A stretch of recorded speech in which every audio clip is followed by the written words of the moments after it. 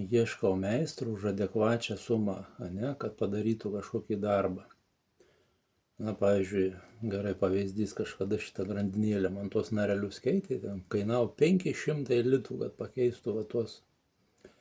Bet ką aš noriu papasakot. Vat matau dažnai tokius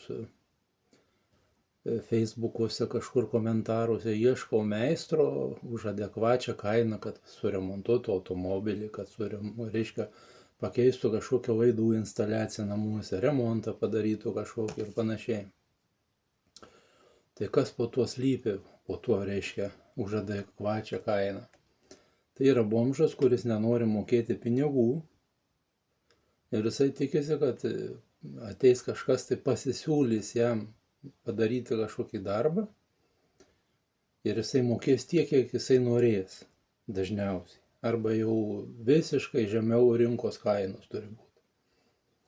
Ir tas, kuris žmogus, va toksai, reiškia, gyvena su tais standartais tokiais, jisai aišku ir susiras tokį greičiausiai lūzerį, kuris negali paprašyti pinigų už savo darbą. Bet gyvenime yra viskas visiškai atvirkščiai. Tai reiškia, kad ne klientas visada teisus, ne tas, kuris moka pinigus. Pavyzdžiui, pas mane ateina, jie galvoja, kad čia gali bet kuris nusipirkti mano paslaugą. A, nėra taip. O taip nėra, todėl kad aš ne visiems parduodu. Dar tu turi būti žmogau perlipęs per savo ego, kad tu galėtum tą įsigyti.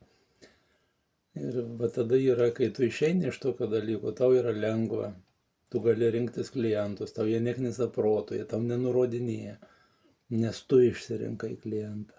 O kai tave renkasi, ateina va toksai snargliaėdis kažkoks tai ir jisai galvoja, kad jis dabar čia sumokėjo kažkokią sumą pinigų, jisai tave dresiruos, jis tau nurodinės.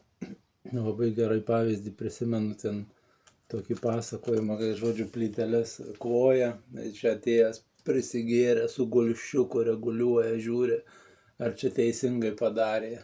Daugelis meistrų, kurie mane girdėsit, galiu garantuoti, kai jūs atpažinsit save.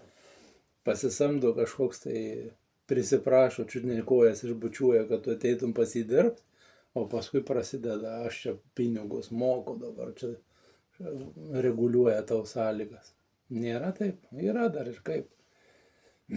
Tai va, kai išeini iš tos programos, kad vis dėlto va šitie visi bomžai, jie tegu eina savo keliu, pas tave prasideda mistika tavo gyvenime, pas tave ateina žmonės, su kuriais malonu dirbti yra, kuriems lengva duoti rezultatą.